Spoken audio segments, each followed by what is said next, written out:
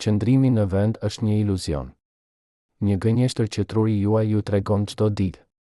Në këtë moment, ndërsa mendoni se jeni të palvizshëm duke lexuar këto fjalë në qetësi, ju po fluturoni nëpër hapësirë me një shpejtësi që do t'ju coptonte nëse do të ndalonit pa pritur. Toka nën këmbët tuaja po rrotullohet me 1670 km/h, më shpejt se një plumb pushke, më shpejt se një avion luftarar. Por kjo është vetëm fillimi. Toka po orbiton rreth diellit me 30 km/s. Dielli po rrëshqet nëpër galaktik me 220 km/s. Galaktika jon po bie drejt Andromedës me 120 km/s. Dhe gjithë supertufat e galaktikave po valltarojnë në një koreografi kozmike aq të ngadaltë sa një revolucion i plot zgjat më shumë se mosha e universit. Asgjë nuk qëndron në vend. Asgjë. Nga elektroni që rrotullohet rreth bërthamës me shpejtësi afër dritës deri te supertufat që lundrojnë nëpër hapësirë si anije gjigante në një oqean të pafund, çdo grimc, çdo atom, çdo yll, çdo galaktik është në lëvizje të përjetshme. Në 13.8 miliard vjet që nga shpërthimi i madh, nuk ka ekzistuar asnjë objekt që thjesht të qëndronte, i palvizshëm, i qetë, i heshtur. Pse? Çfarë ligji të fshehur i natyrës e bën qëndrimin në vend më të pamundur se udhëtimi në kohë? Çfarë force të padukshme na mban të gjithë në këtë valle të përjetshme? Dhe nëse gjithçka rrotullohet, çfarë do të ndodhte nëse diçka do të ndalonte? Kjo nuk është një zgjedhje që universi bëri. Kjo nuk është një dëshirë e natyrës.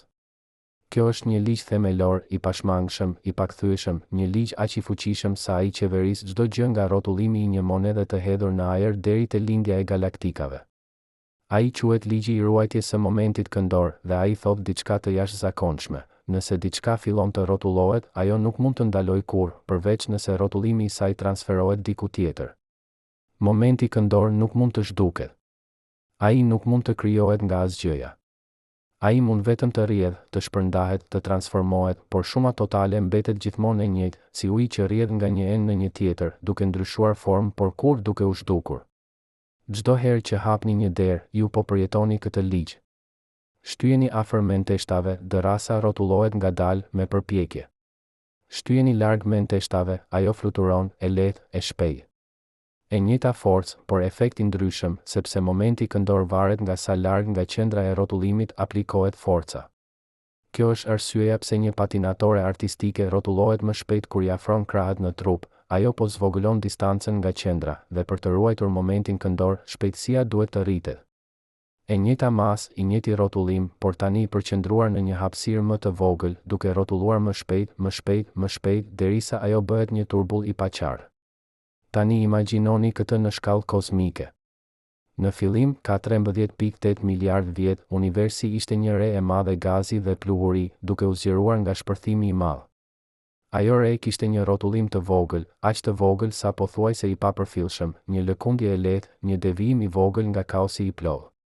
Por ndërsa graviteti filloi të tërheqë gazin së bashku, ajo re filloi të tkurret. Dhe ndërsa u tkurr, rrotullimi u përshpejtua. Më e vogël bëhej reja, më shpejt rrotullohej. Kjo është arsyeja pse toka rrotullohet. Kjo është arsyeja pse dielli rrotullohet. Kjo është arsyeja pse çdo galaktik ka një formë spirale, sepse ato të gjitha u formuan nga re gazi që u tkurr, dhe ndërsa u tkurr, rrotullimi i tyre u intensifikua derisa u bë i pakthyeshëm, i përjetshëm, i pandalshëm. Por kjo ngre një pyetje më të thellë, më shqetësuese. Pse ajo re fillestare kishte një rrotullim fare? Pse shpërthimi i madh nuk krijoi një univers plotësisht të palvizshëm, ku çdo grimc thjesht lëvizte në vija të drejta, pa rrotullim, pa spirale, pa valle? Përgjigjja është se një univers i tillë është matematikisht i pamundur. Për të pasur zero moment këndor, çdo grimc duhet të lëvizë në mënyrë të përsosur simetrike. Çdo lëvizje në një drejtim duhet të balancojë nga një lëvizje e barabartë në drejtimin e kundërt. Por universi nuk është i përsosur. Ai është kaotik, i çrregullt, i mbushur me fluktuacione kuantike dhe asimetri të rastësishme. Edhe devijimi më i vogël nga simetria e përsosur krijon një moment këndor. Dhe pasi ai moment krijohet, ai nuk mund të zhduket kurrë. Kjo është arsyeja pse çdo gjë rrotullohet. Jo sepse universi vendosi të rrotullohet, por sepse rrotullimi është gjendja e paracaktuar e çdo sistemi që nuk është absolutisht i përsosur. Dhe asgjë nuk është absolutisht e përsosur. Çdo re gazi, çdo disk protoplanetare, çdo galaktik në formim ka pasur një asimetri të vogël, një lëkundje të vogël, një devijim të vogël nga ekuilibri i përsosur. Dhe ajo lëkundje u amplifikua, u intensifikua, u bë një rrotullim i përjetshëm që do të vazhdojë derisa vetë universi të vdes. Asgjë nuk qëndron në vend sepse qëndrimi në vend do të kërkonte një perfeksion që natyra nuk njeh. Në shekullin e 17, një matematikan italian me emrin Galileo Galilei vuri re diçka që do të shkatëronte fizikën e lashtë. Ai po studionte lëvizjen e pendulave, ato orë të thjeshta që lëkundnin përpara dhe prapa, duke matuar kohën me ritmin e tyre të qëndrueshëm. Aristoteli kishte mësuar se objektet lëvizin vetëm kur një forcë po vepron mbi to, ndaloni forcën dhe lëvizja ndalet menjëherë, si një kal që ndalet kur kalorësi tërheq frerët. Por Galileo pa se kjo nuk ishte e vërtetë. Një pendul, pasi të filloj të lëkund, do të vazhdoj të lëkund për një kohë të gjatë, edhe pasi dora që e shtyu të jetë larguar. Diçka po ruante lëvizjen. Diçka po e mbante atë duke shkuar, sikur lëvizja vetë kishte një lloj kujtese, një lloj inercie që rezistonte ndryshimin. Ai e quajti këtë inertia tendenca e një objekti për të vazhduar të bëjë atë që po bën, përveç nëse një forcë e jashtme e ndryshon atë. Nëse një objekt po lëviz, ai do të vazhdojë të lëviz. Nëse ai po qëndron në vend, ai do të vazhdojë të qëndrojë në vend. Por Galileo nuk e kuptoi plotësisht rrotullimin. Ai nuk e pa se rrotullimi është një formë e veçantë e lëvizjes, një formë që, pasi të fillojë, është edhe më e vështirë për të ndaluar se lëvizja në vijë të drejtë, sepse rrotullimi ka një dimension shtesë, një kompleksitet që lëvizja e thjesht nuk e ka. 50 vjet më vonë, Isaac Newton, një burr i vetmuar, i tërhequr, gati mizantrop, që kaloi vitet e tij më produktive të izoluar në një fermë gjatë murtajës së madhe të Londrës, shkroi ligjet e lëvizjes që do të shpjegonin çdo gjë që Galileo kishte vërejtur dhe shumë më tepër. Ligji i parë i Newtonit ishte thjesht një riformulim i inercias së Galileos, një objekt në lëvizje qëndron në lëvizje, një objekt në pushim qëndron në pushim, përveç nëse vepron një forcë e jashtme. Por Newton shkoi më tej. Ai zbuloi se nuk ishte vetëm lëvizja që ruhej, ishte edhe rrotullimi. Nëse një objekt po rrotullohej, ai do të vazhdonte të rrotullohej përgjithmonë, përveç nëse diçka e ndalonte atë. Dhe ndalimi i rrotullimit kërkon forcë që vepron në drejtimin e kundërt të rrotullimit, duke ngadalësuar atë, duke e frenuar, duke e shndërruar energjinë e rrotullimit në diçka tjetër, zakonisht në nxehtësi, në fërkim, në zhurmë. Por Newton nuk e quajti këtë moment këndor.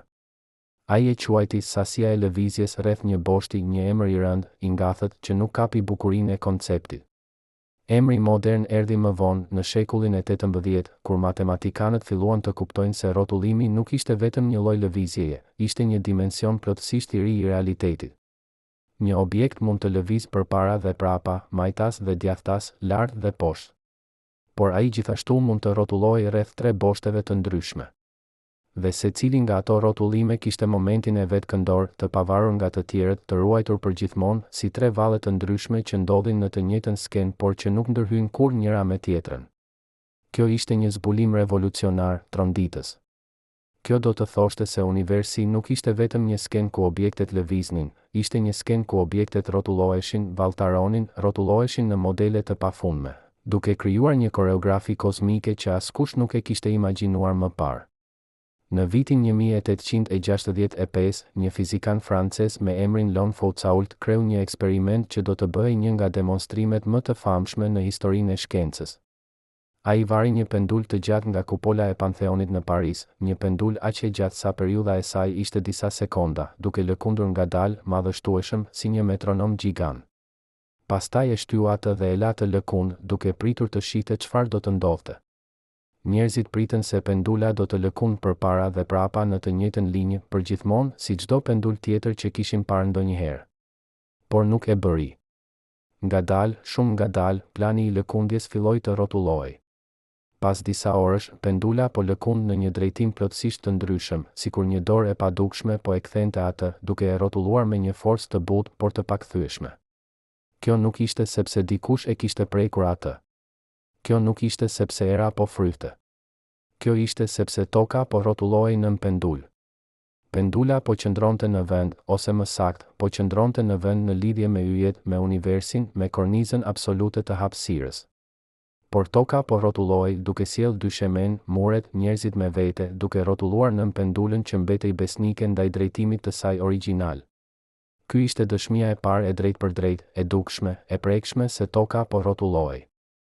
Njerëzit e kishin ditur këtë për shekuj. Koperniku kishte propozuar një tokë në rrotullim në shekullin e 16, Galileo e kishte mbrojtur atë me pasion. Newton e kishte provuar matematikisht me ekuacione që askush nuk mund t'i kundërshtonte. Por askush nuk e kishte parë atë. Askush nuk kishte ndjerë atë. Tani, me pendulin e Foucault, çdo kush mund ta shihte, toka po rrotullohej nën këmbët e tyre, dhe ata nuk e ndjenin fare. Por pse asgjë nuk e ka ndaluar atë? Pse toka nuk ka ngadalësuar dhe ndaluar në 4.5 miliard vjet? Përgjigja është se për të ndaluar rrotullimin e tokës, momenti këndor duhet të shkojë diku. Ai nuk mund të zhduket. Ai mund vetëm të transferohet. Dhe në hapësirën bosh nuk ka asgjë për ta marrë atë. Toka është pothuajse e izoluar, e rrethuar nga vakum, larg nga çdo objekt tjetër i madh. Nuk ka fërkim. Nuk ka rezistencë. Nuk ka asgjë për ta ngadalësuar atë, për ta frenuar, për ta ndaluar. Ajo rrotullohet në një boshllëk pothuajse të përsosur, si një rrotë që rrotullohet në një boshë pa fërkim, duke vazhduar përgjithmonë. Por pothuajse nuk është plotësisht. Toka nuk është plotësisht e izoluar. Ajo ka një hënë.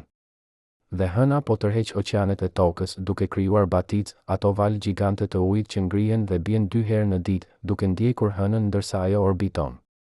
Ato baticë po fërkojnë kundër fundit të oqeanit, duke krijuar fërkim. Dhe ai fërkim po ngadalson rrotullimin e tokës, shumë ngadalë, pothuajse i papërfillshëm, por real. Çdo shekull, dita bëhet rreth 2 milisekonda më e gjallë. Kjo është aq e vogël sa askush nuk e vëren. Por është reale. Dhe kjo do të thotë se momenti këndor po transferohet nga toka te hëna. Ndërsa toka ngadalësohet, hëna po përshpejtohet, ose më saktë, po largohet. Çdo vit, hëna largohet rreth 3.8 cm nga toka. Rrotullimi i tokës po transferohet në orbitën e hënës, duke e shtyrë atë më larg. Kjo është bukuria e ligjit të ruajtjes së momentit këndor. Asgjë nuk humbet. Asgjë nuk krijohet. Gjithçka thjesht transferohet, rrjedh nga një formë në një tjetër, si uji që rrjedh nga një liqen në një tjetër, duke ndryshuar formë por duke ruajtur vëllimin total. Toka po ngadalësohet, por hëna po përshpejtohet. Shuma totale mbetet e njëjtë, përgjithmonë. Çdo herë që hidhni një top, ju po i jepni atij moment këndor. Nëse e hidhni me një rrotullim, si një top basketbolli që rrotullohet në ajër, ai do të vazhdojë të rrotullohet derisa të godasë diçka. Nëse e hidhni pa rrotullim, ai do të vazhdojë pa rrotullim. Momenti këndor nuk shfaqet nga asgjëja. Ai vjen nga dora juaj, nga lëvizja e krahut tuaj, nga rrotullimi i trupit tuaj. Dhe kur topi largohet, ai merr atë moment me vete, duke e ruajtur atë derisa të transferohet diku tjetër, në tokë, në ajër, në duart e dikujt tjetër. Tani imagjinoni këtë në shkallë kozmike. Kur një re gazi fillon të tkurret në mpeshën e gravitacionit të saj, ajo fillon të rrotullohet më shpejt, saktësisht si patinatorja që i afron krahët. Kjo është arsyeja pse yjet lindin duke rrotulluar. Kjo është arsyeja pse planetet formohen në orbita rrethore. Kjo është arsyeja pse galaktikat kanë forma spirale, sepse çdo herë që diçka tkurret, ajo rrotullohet më shpejt, duke shndërruar një lëkundje të vogël në një rrotullim të fuqishëm, të pakthyeshëm. Çdo herë që zgjerohet, ajo rrotullohet më ngadalë. Por shuma totale e momentit këndor mbetet gjithmonë e njëjtë, si një ligj i hekur që nuk mund të thyet, që nuk mund të anashkalohet, që nuk mund të injorohet. Kjo është arsyeja pse dielli rrotullohet. Kur reja që u bë dielli u tkur, ajo filloi të rrotullohej më shpejt dhe më shpejt. Por jo gjithë momenti këndor shkoi në diell. Një pjesë e tij shkoi në disjet e gazit që rrethonin diellin, disjet që më vonë u bën planet.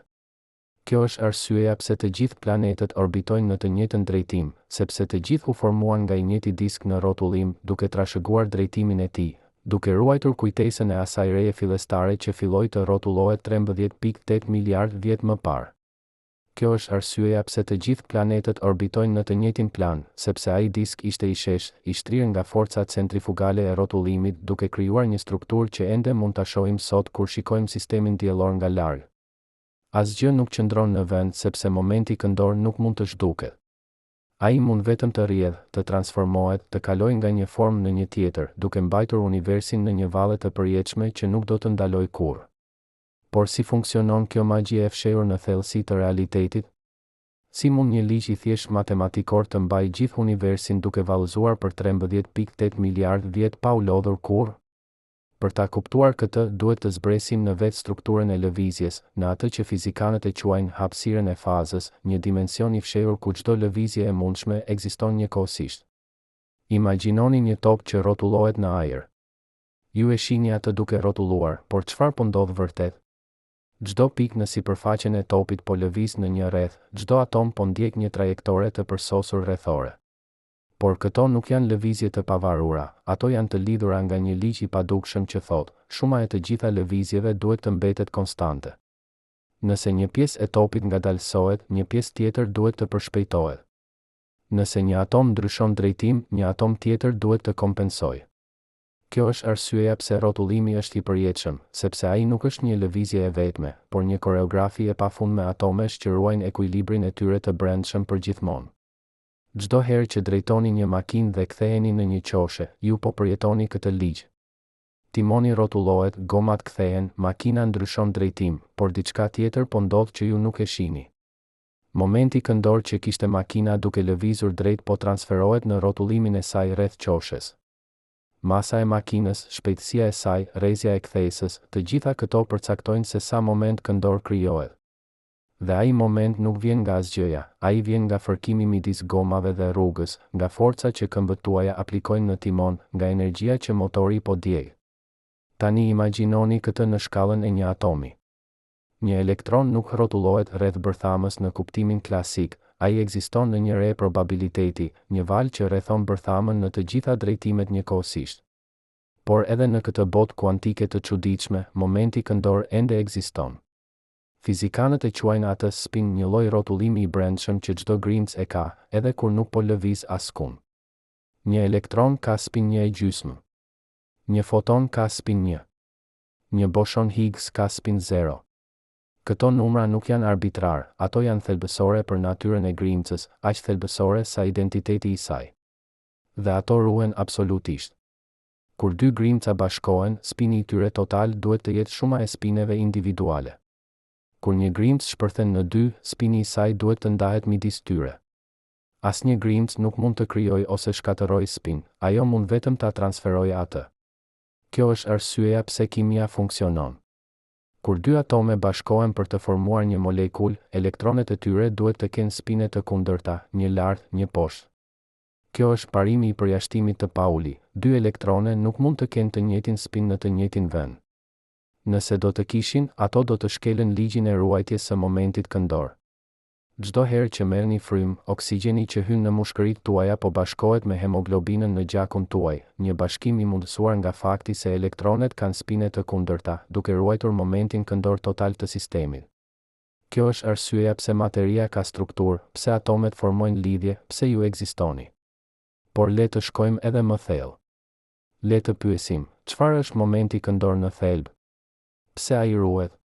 Përgjigja vjen nga një zbulim i jashtëzakonshëm i bërë nga matematikanja Emmy Noether në vitin 1917.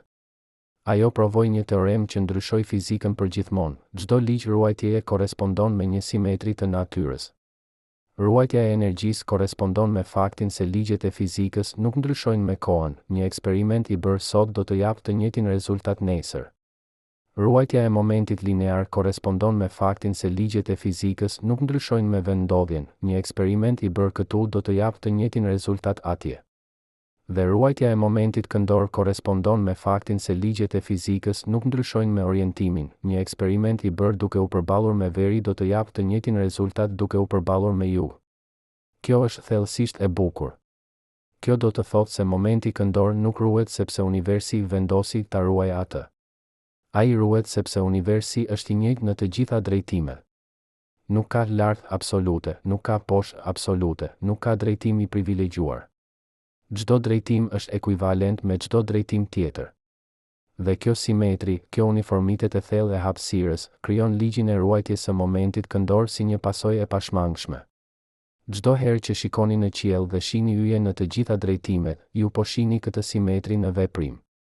Universi nuk ka një qendër, nuk ka një skaj, nuk ka një drejtim i veçantë. Dhe kjo është arsyeja pse çdo gjë rrotullohet përgjithmonë. Tani le të shohim se si kjo simetri manifestohet në shkallë kozmike. Kur një rej gazi fillon të tkurret për të formuar një yll, ajo nuk tkurret në mënyrë uniforme. Disa pjesë janë më të dendura se të tjerat. Disa pjesë po lëvizin më shpejt se të tjerat. Dhe këto asimetri krijojnë rrotullim. Imagjinoni një lum që rrjedh poshtë një mali. Nëse mali ishte përsosht i lëmuar, lumi do të rrjedhte drejt poshtë. Por mali nuk është i lëmuar, ai ka shkëmbinj, gropa, pjerësi. Dhe këto pengesa bëjnë që lumi të kthehet, të rrotullohet, të formojë vorbuj. E njëjta gjë ndodh me ren e gazit. Ndërsa tkurret, asimetritë e vogla bëhen më të mëdha, duke krijuar rrotullim, duke krijuar strukture, duke krijuar kompleksitet. Çdo herë që shihni ujin duke rrjedhur poshtë një shkallëje dhe duke formuar një vorbull të vogël, ju po shihni të njëjtin proces që krijon yje dhe galaktika. Por këtu është pjesa që e bën këtë vërtet të mahnitshme, sa më shumë tkurret reja, aq më shpejt rrotullohet. Kjo nuk është vetëm një rritje lineare, është eksponenciale. Nëse një re tkurret në gjysmën e madhësisë së saj, ajo rrotullohet 4 herë më shpejt. Nëse tkurret në 1/10 e madhësisë së saj, ajo rrotullohet 100 herë më shpejt. Kjo është arsyeja pse yjet neutron rrotullohen aq shpejt, sepse ato janë tkurrur nga një yll me diametër 1.000.000 kilometra në një sferë me diametër 20 kilometra. Faktori i tkurrjes është 50.000. Faktori i përshpejtimit të rrotullimit është 50.000 në katror, 2 miliard e 500 milion.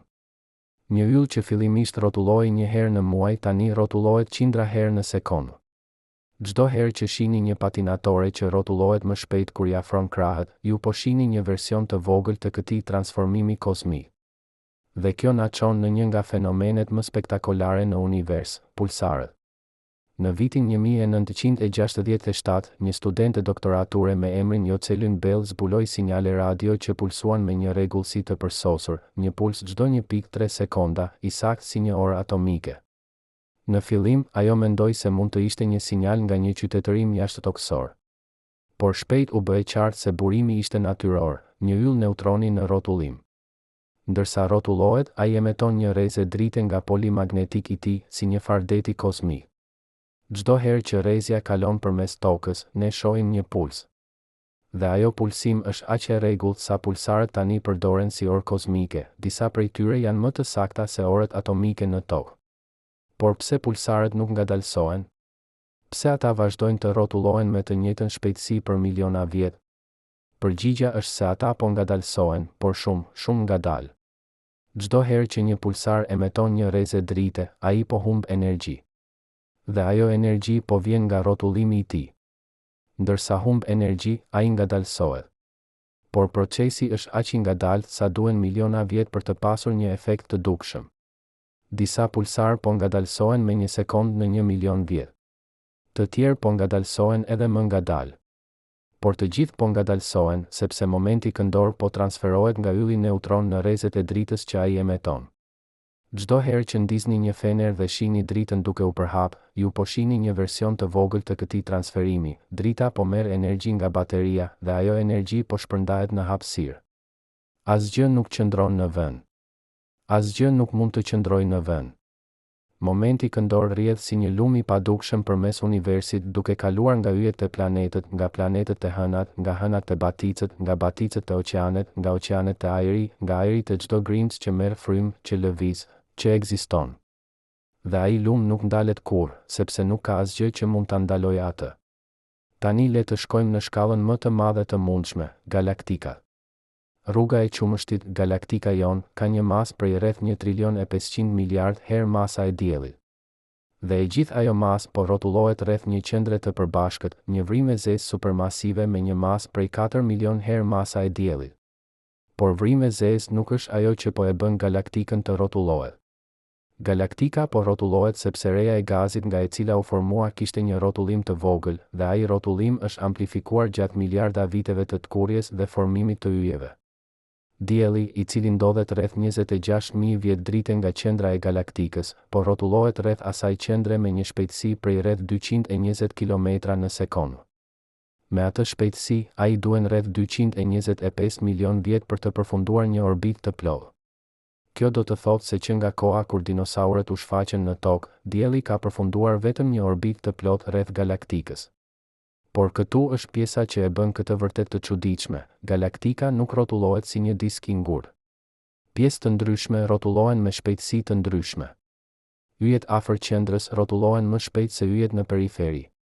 Kjo është arsyeja pse galaktikat kanë krah spiral, sepse rrotullimi diferencial krijon valë të dendësisë që udhëtojnë përmes diskut, duke ngjeshur gazin, duke shkaktuar formimin e yjeve. Ato krah nuk janë struktura të ngurta, ato janë valë, si valët në një oqean, që lëvizin përmes galaktikës ndërsa yjet individuale lëvizin në orbitat e tyre. Çdo herë që shihni valë në det që lëvizin drejt bregut, ju po shihni një fenomen të ngjashëm. Uji nuk po lëviz me valën, por vala po lëviz përmes ujit, duke ngritur dhe ulur sipërfaqen ndërsa kalon. Dhe kjo na çon në një nga pyetjet më të mëdha në astrofizik: pse galaktikat rrotullohen aq shpejt? Sipas ligjeve të Newtonit, shpejtësia e rrotullimit duhet të varet nga masa e dukshme e galaktikës, yjet, gazi, pluhuri. Por kur astronomët matën shpejtësinë aktuale të rrotullimit, ata zbuluan se galaktikat po rrotullohen shumë më shpejt se sa duhet. Nëse do të rrotullonin me atë shpejtësi bazuar vetëm në masën e dukshme, ato do të shkatërroheshin, yjet do të hidhen në hapësirë nga forca centrifugale. Por ato nuk po shkatërrohen. Kjo do të thotë se duhet të ketë masë shtesë, masë që ne nuk mund ta shohim, por që po ushtron gravitet. Kjo masë e padukshme quhet materia e errët dhe ajo përbën rreth 85% të masës totale të galaktikës. Ne nuk e dim se çfarë është. Ne nuk e dim nga vjen. Por ne e dim se ajo është atje, sepse ne mund të shohim efektet e saj në rrotullimin e galaktikave. Çdo herë që drejtoni një makinë në errësirë dhe shihni dritat e makinave të tjera në distancë, ju po përdorni të njëjtin lloj arsyetimi që astronomët përdorin për të zbuluar materien e errët. Ju nuk mund t'i shihni makinat, por ju mund të shihni dritat e tyre, dhe nga lëvizja e dritave ju mund të përfundoni se ka makina atje. E njëjta gjë me materien e errët, ne nuk mund ta shohim atë, por ne mund të shohim efektet e saj në lëvizjen e yjeve dhe galaktikave. Por le të kthehemi te pyetja jonë themelore: pse asgjë nuk mund të qëndrojë në vend? Tani e dim përgjigjen. Sepse qëndrimi në vend do të kërkonte zero moment këndor. Dhe zero moment këndor do të kërkonte që çdo grimc në univers të ishte në ekuilibër të përsosur, çdo lëvizje në një drejtim të balancohej nga një lëvizje e barabartë në drejtimin e kundërt. Por universi nuk është në ekuilibër të përsosur. Ai është plot me asimetri, me fluktuacione, me kaos. Dhe ato asimetri krijojnë rrotullim. Dhe pasi rrotullimi krijohet, ai nuk mund të zhduket kurrë, sepse momenti këndor ruhet absolutisht. Kjo është arsyeja pse toka do të vazhdojë të rrotullohet për miliarda vjet. Kjo është arsyeja pse dielli do të vazhdojë të rrotullohet derisa të shndërrohet në një xhuxh të bardhë. Kjo është arsyeja pse galaktika jon do të vazhdojë të rrotullohet derisa të përplaset me galaktikën Andromeda në rreth 4 miliard vjet, dhe edhe pas përplasjes, galaktika e re që rezulton do të vazhdojë të rrotullohet, sepse momenti këndor total i të dy galaktikave do të ruhet. Asgjë nuk humbet. Asgjë nuk krijohet. Gjithçka thjesht transformohet, transferohet, rrjedh nga një formë në një tjetër, përgjithmonë duke ruajtur atë që nuk mund të krijohet dhe nuk mund të shkatërrohet. Por çfarë ndodh në shkallën më të madhe të mundshme, shkallën e vetë universit? A rrotullohet universi? Kjo është një nga pyetjet më të thella në kozmologji. Nëse universi ka një rrotullim neto, nëse ka një drejtim i preferuar në shkallë kozmike, atëherë kjo do të shkel parimin e simetrisë që është themeli i relativitetit të përgjithshëm. Por deri tani, të gjitha vëzhgimet sugjerojnë se universi nuk ka një rrotullim neto. Ai është izotropik, i njëjtë në të gjitha drejtimet. Kjo do të thotë se momenti këndor total i universit është zero. Por kjo nuk do të thotë se asgjë nuk rrotullohet, kjo do të thotë se për çdo objekt që rrotullohet në një drejtim, ka një objekt tjetër që rrotullohet në drejtimin e kundërt, duke balancuar momentin total. Imagjinoni një dhomë plot me njerëz që vallëzojnë. Disa po rrotullohen në drejtim të akrepave të orës, disa në drejtim të kundërt. Nëse do të shtoni të gjitha rrotullimet, shuma totale mund të jetë zero, por kjo nuk do të thotë se askush nuk po vallëzon. Kjo do të thotë se vallëzimi është i balancuar. E njëjta gjë me universin. Çdo galaktik, çdo yll, çdo planet po rrotullohet, por rrotullimet janë të balancuara në shkallë kozmike, duke krijuar një univers që në tërësi nuk ka një drejtim të preferuar. Çdo herë që shihni një turm njerëzish duke ecur në drejtime të ndryshme në një shesh, ju po shihni një version të vogël të këtij ekuilibri kozmik. Çdo person po lëviz, por lëvizja totale e turmes është e balancuar. Dhe kjo na çon në një realizim të fundit, të mahnitshëm: rrotullimi nuk është një aksident. Ai nuk është një veçori e rastësishme e universit. Ai është një pasojë e pashmangshme e ligjeve të fizikës, një manifestim i simetrisë së thellë të hapësirës, një shprehje e faktit se universi nuk ka një drejtim të privilegjuar. Çdo grimc që rrotullohet, çdo planet që orbito, çdo galaktik që spiralo është një dëshmi e kësaj simetrie. Dhe kjo simetri është aq themelore, aq e thellë, sa ajo përcakton vetë strukturën e realitetit. Asgjë nuk qëndron në vend.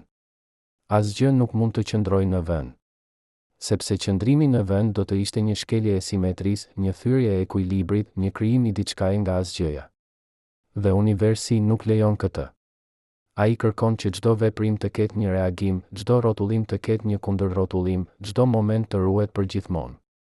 Kjo është arsyeja pse ne rrotullohemi. Kjo është arsyeja pse çdo gjë rrotullohet. Jo sepse universi vendosi ta bëjë këtë, por sepse ligjet e fizikës nuk lejojnë asnjë alternativë tjetër. Rrotullimi është gjendja e paracaktuar e ekzistencës. Dhe ne jemi pjesë e asaj gjendjeje, duke rrotulluar me tokën, duke rrotulluar me diellin, duke rrotulluar me galaktikën, duke rrotulluar me universin, përgjithmonë në lëvizje, përgjithmonë në transformim, përgjithmonë duke ruajtur atë që nuk mund të krijohet dhe nuk mund të shkatërrohet, momentin këndor që na mban të gjithë duke vallëzuar përgjithmonë në këtë teatër kozmik të përjetshëm. Imagjinoni një bibliotekë të pafundme ku çdo libër përshkruan një ligj të natyrës. Në një raft, libri i gravitacionit. Në një tjetër, libri i elektromagnetizmit. Në një të tretë, libri i mekanikës kuantike. Por ndërsa ecni përmes kësaj biblioteke, filloni të vini re diçka të çuditshme. Të gjitha librat po tregojnë të njëjtën histori. Fjalët janë të ndryshme, metaforat janë të ndryshme, por thelbi është i njëjtë. Çdo libër po përshkruan të njëjtin univers, të njëjtat parime, të njëjtat simetri. Dhe në qendër të çdo libri, në zemër të çdo ligji, qëndron e njëjta e vërtetë. Asgjë nuk mund të krijohet nga asgjëja, asgjë nuk mund të zhduket në asgjë, gjithçka mund vetëm të transformohet.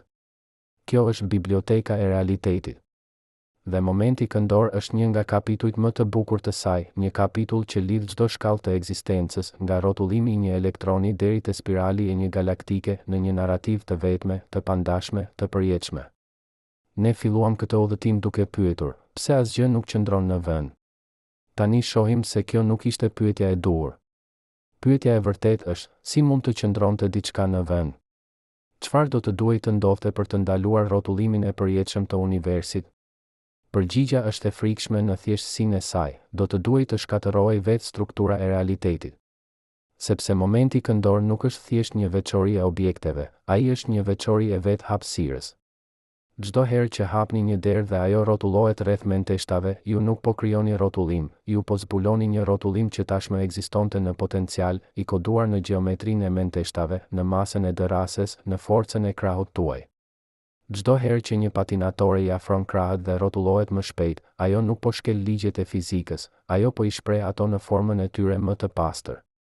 Çdo herë që hidhni një top dhe ai rrotullohet në ajër, ju po shkruani një ekuacion në gjuhën e lëvizjes, një ekuacion që universi do ta lexojë dhe do ta ruajë përgjithmonë.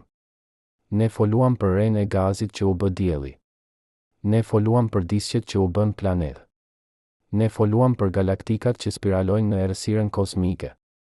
Por tani shohim se këto nuk janë ngjarje të veçanta, ato janë shprehje të njëjtit procesi themelor. Çdo herë që diçka tkurret, ajo rrotullohet më shpejt. Çdo herë që diçka zgjerohet, ajo rrotullohet më ngadalë. Por shuma totale e momentit këndor mbetet gjithmonë e njëjtë. Kjo është arsyeja pse kur merrni frymë dhe mushkëritë tuaj zgjerohen, zemra juaj duhet të punojë më shumë për të pompuar gjak, energjia po transferohet nga një sistem në një tjetër, duke ruajtur ekuilibrin total. Kjo është arsyeja pse kur një lum rrjedh poshtë një mali dhe kalon përmes një gryk të ngushtë, ai përshpejtohet, uji po të kurret në një hapësirë më të vogël dhe për të ruajtur energjinë, shpejtësia duhet të rritet. Të njëjtat parime që qeverisin formimin e yjeve qeverisin edhe rrjedhën e ujit në kuzhinën tuaj. Kjo është bukuria e universit, ai nuk ka ligje të veçanta për gjëra të vogla dhe ligje të veçanta për gjëra të mëdha. Ka vetëm një ligj i shkruar në gjuhën e gjeometrisë dhe simetrisë që funksionon në çdo shkallë, në çdo vend, në çdo kohë. Kur shikoni në qiell dhe shihni yje në të gjitha drejtimet, ju po shihni të njëjtën simetri që lejon një top të rrotullohet në duart tuaja. Kur shihni valë në det që lëvizin drejt bregut, ju po shihni të njëjtin proces që krijon krahat spiral të galaktikave. Kur shihni një turm njerëzish duke ecur në drejtime të ndryshme në një shesh, ju po shihni një version të vogël të ekuilibrit kozmik që mban universin të balancuar. Por ka diçka edhe më të thellë këtu. Ne foluam për ligjin e ruajtjes së momentit këndor si një rregull që universi ndjej. Por M. Noether na tregoi se ai nuk është një rregull, ai është një pasojë. Një pasojë e faktit se hapësira nuk ka një drejtim të privilegjuar. Nëse do të rrotullonit gjithë universin, çdo galaktik, çdo yll, çdo atom, 90 gradë në çdo drejtim, ligjet e fizikës do të mbeteshin të njëjta.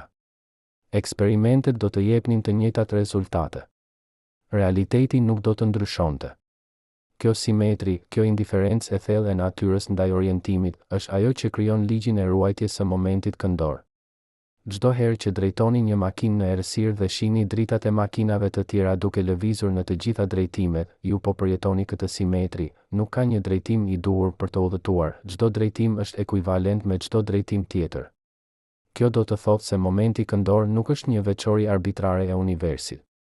Ai është një manifestim i strukturës më themelore të realitetit, fakti se hapësira është uniforme, se nuk ka një qendër, se nuk ka një skaj, se çdo pikë është ekuivalente me çdo pikë tjetër. Nëse hapësira do të kishte një drejtim të privilegjuar, nëse lart do të ishte në mënyrë të natyrshme e ndryshme nga poshtë, atëherë momenti këndor nuk do të ruhej. Por hapësira nuk ka një drejtim të privilegjuar. Dhe kjo është arsyeja pse çdo gjë rrotullohet përgjithmonë.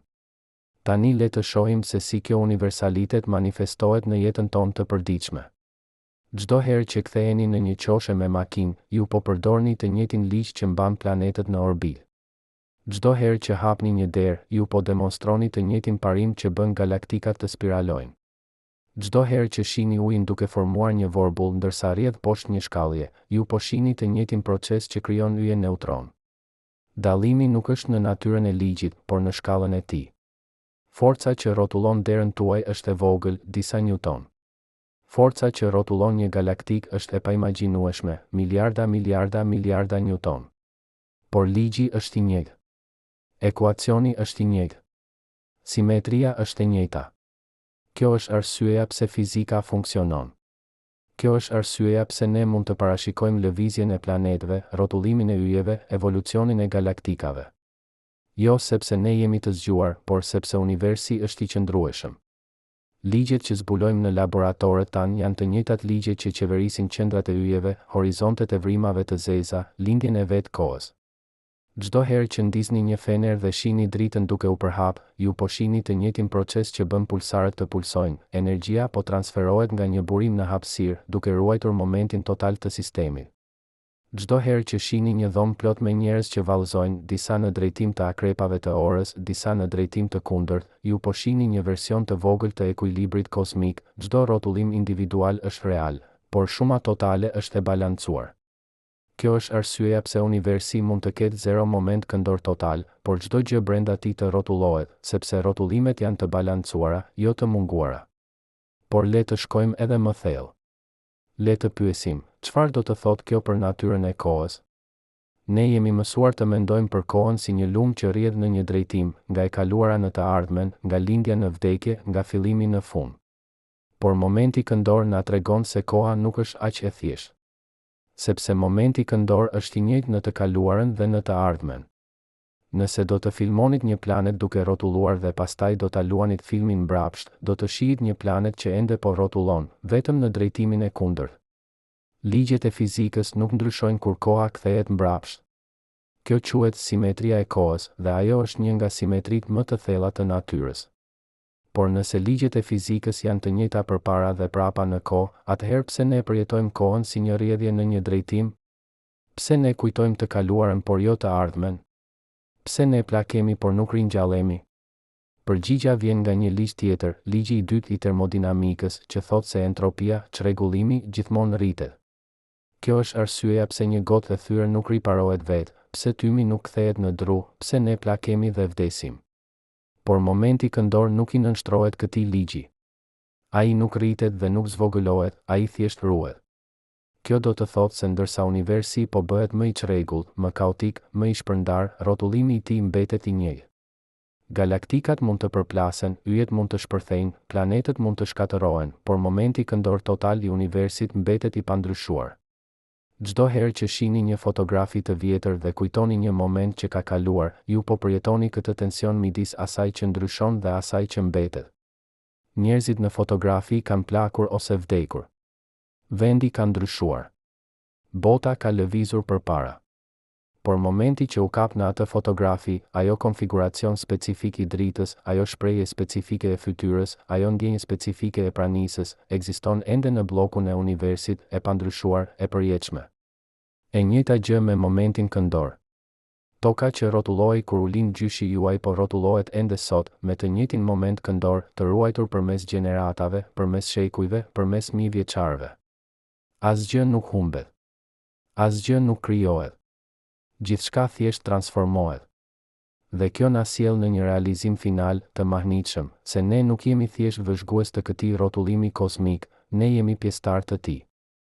Çdo atom në trupin tuaj u formua në zemrën e një ylli që po rrotullonte. Çdo molekul që ju përbën trashëgoi momentin këndor të atij ylli.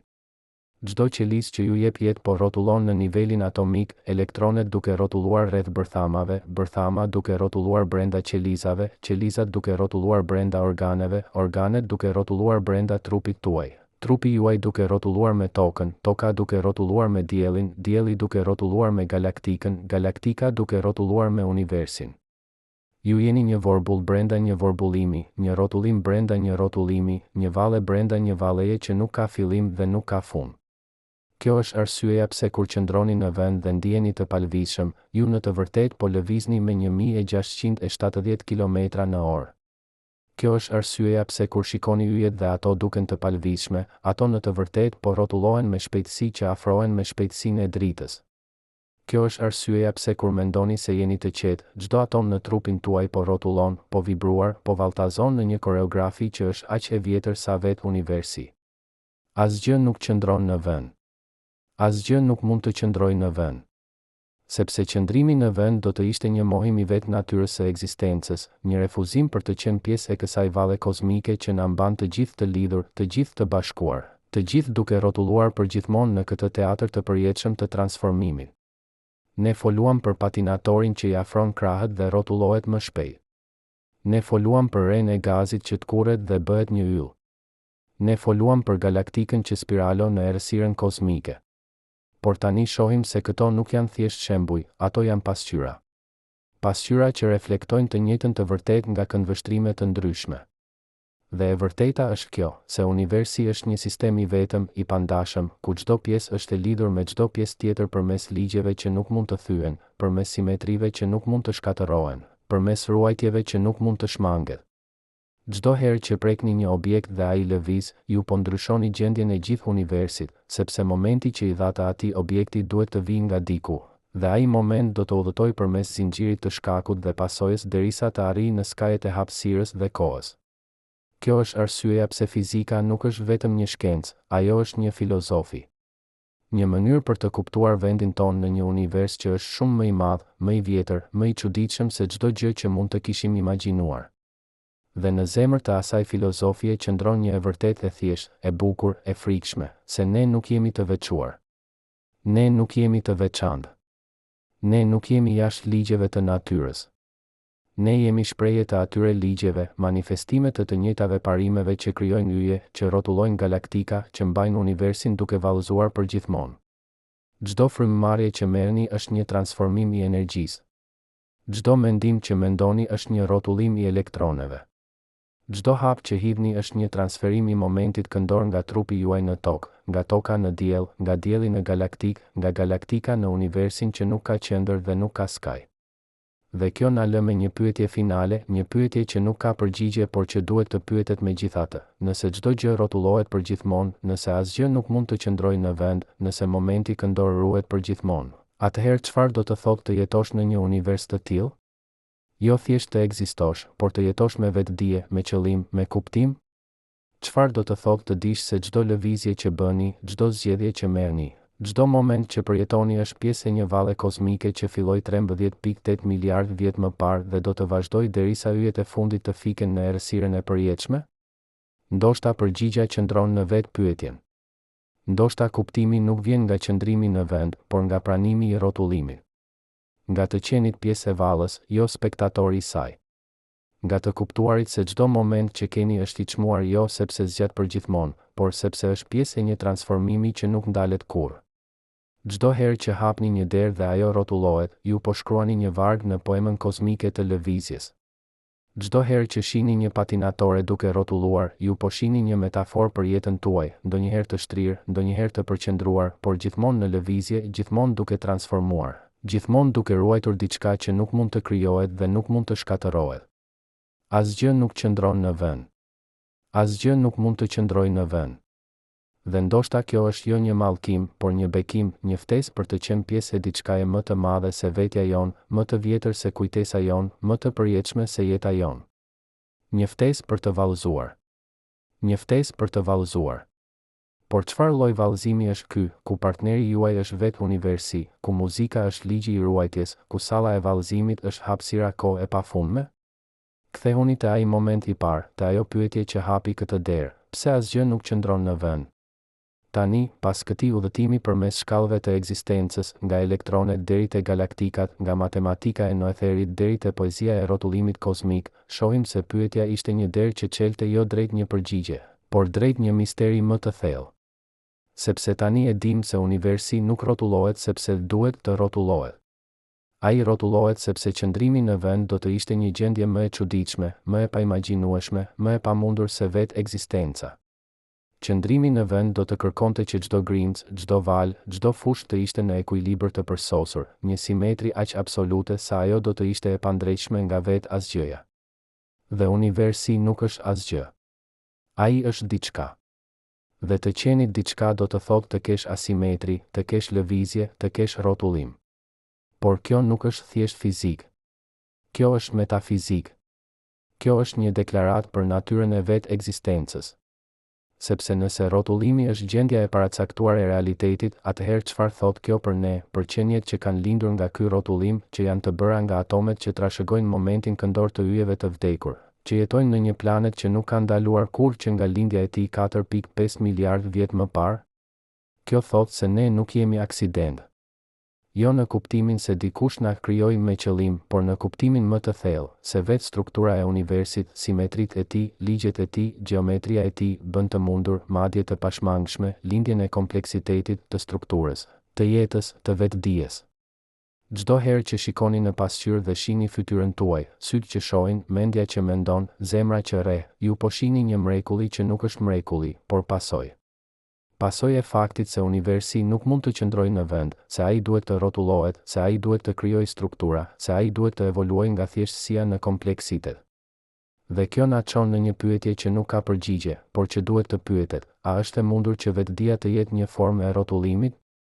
Jo rrotullim fizik, por rrotullim metaforik, një lloj lëvizjeje të brendshme që nuk ndalet kurrë, që nuk mund të ndalojë, që është po aq themelore për natyrën tonë sa rrotullimi i tokës është themelor për natyrën e saj.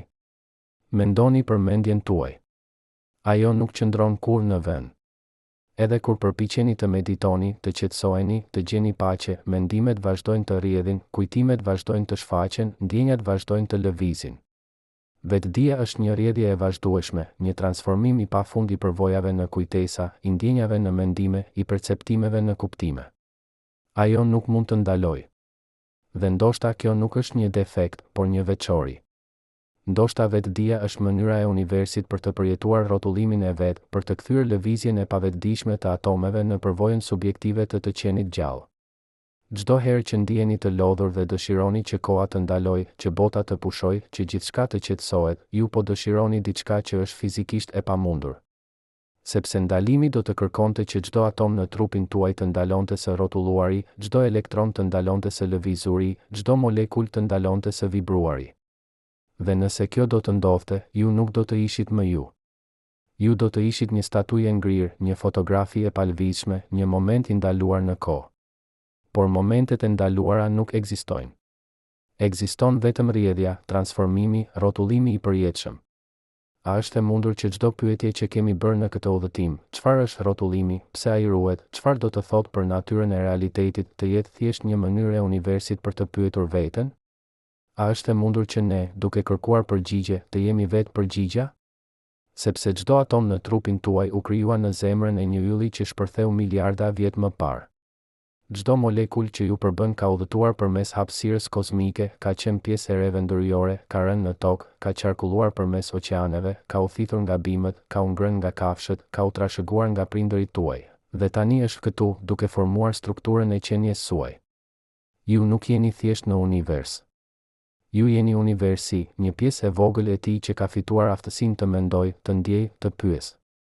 Çdo herë që shikoni në qiell dhe habiteni për madhështinë e tij, universi po habitet për veten. Çdo herë që pyesni pse, universi po pyet veten pse. Çdo herë që ndiheni të lidhur me diçka më të madhe se vetja juaj, kur dëgjoni muzikë që ju prek thellë, kur shihni një peizazh që ju merr frymën, kur ndiheni pjesë e një komuniteti, e një familjeje, e një historie. Ju po përjetoni një të vërtet themelore, se nuk ka ndarje midis jush dhe universit, ka vetëm një realitet i vetëm, i parë nga këndvështrime të ndryshme. Por nëse kjo është e vërtet, nëse ne jemi vërtet pjesë e universit dhe jo vëzhgues të jashtëm, atëherë çfarë do të thotë të jetosh në një univers që nuk mund të ndalojë kurrë? Çfarë do të thotë të dish se çdo lëvizje që bëni, çdo zgjedhje që merrni, çdo moment që përjetoni është pjesë e një valle kozmike që filloi 13.8 miliard vjet më parë dhe do të vazhdojë derisa yjet e fundit të fiken në errësirën e përjetshme? Ndoshta do të thotë se jeta nuk është një gjendje, por një proces. Jo një destinacion, por një udhëtim. Jo një moment i ndaluar, por një transformim i vazhdueshëm. Çdo herë që merrni një vendim, të ktheheni majtas ose djathtas, të flisni ose të heshni, të veproni ose të prisni, ju po shtoni një notë në simfoninë kozmike të lëvizjes. Çdo herë që përqafoni dikë që doni dhe dëshironi që ai moment të zgjas përgjithmonë, ju po shprehni një të vërtetë të thellë. Ai moment nuk do të zgjas në kuptimin se ai do të vazhdojë në kohë, por ai do të ekzistojë përgjithmonë në bllokun e universit, i pandryshuar, i përjetshëm, po aq real sa malet dhe oqeanet. Dhe kjo na sjell te një realizim final i mahnitshëm dhe i frikshëm njëkohësisht, se ne nuk jemi thjesht pjesë e këtij rrotullimi kozmik, ne jemi mënyra e universit për të qenë i vetëdijshëm për veten. Kur ju ndiheni të lumtur, universi po përjeton lumturi. Kur ju ndiheni të trishtuar, universi po përjeton trishtësi. Kur ju pyesni pse, universi po pyet veten pse. Nuk ka ndarje midis pyetësit dhe pyetjes, midis vëzhguesit dhe të vëzhguarës, midis jush dhe realitetit që ju rrethon. A do të thotë kjo se ne kemi një qëllim? A do të thotë kjo se jeta ka kuptim? Ndoshta këto janë pyetjet e gabuara. Ndoshta pyetja e vërtet është, a kemi ne zgjedhje për të mos qenë pjesë e kësaj valle? Dhe përgjigja është jo. Sepse qëndrimi në vend nuk është një opsion. Rrotullimi nuk është një zgjedhje që bëjmë, është gjendja e paracaktuar e ekzistencës. Por brenda atij rrotullimi, brenda asaj valle të përjetshme, ka një hapësirë për liri. Liri për të zgjedhur se si të vallëzojmë, se me këtë vallëzojmë, se çfarë kuptimi t'i japim lëvizjes son. Çdo herë që hapni një derë dhe ajo rrotullohet rreth menteshtave, ju po shihni një metaforë për jetën tuaj, një lëvizje që fillon me një shtys të vogël, që vazhdon me momentin e vet që ngadalësohet nga fërkimi, që përfundon kur energjia transferohet diku tjetër. Por ndërsa dera është hapur, ndërsa ajo po rrotullon, ka një moment kur ju mund të zgjidhni, të hyni apo të qëndroni jashtë, të përqafoni mundësinë e re apo të mbeteni në të njohurën e vjetër. Kjo është liria jon, jo liria për të ndaluar rrotullimin, por liria për të zgjedhur se si të rrotullojmë me të. Çdo herë që shihni një patinatore duke rrotulluar, krahët e shtrirë dhe pastaj të afruara, ju po shihni një metaforë për transformimin, se ne mund të ndryshojmë formën tonë, por momenti ynë themelor mbetet i njëjtë. por brenda atij transformimi ka një zgjedhje: të hapemi apo të mbyllemi, të ngadalsojmë apo të përshpejtojmë, të pranojmë ndryshimin apo të rezistojmë ndaj tij.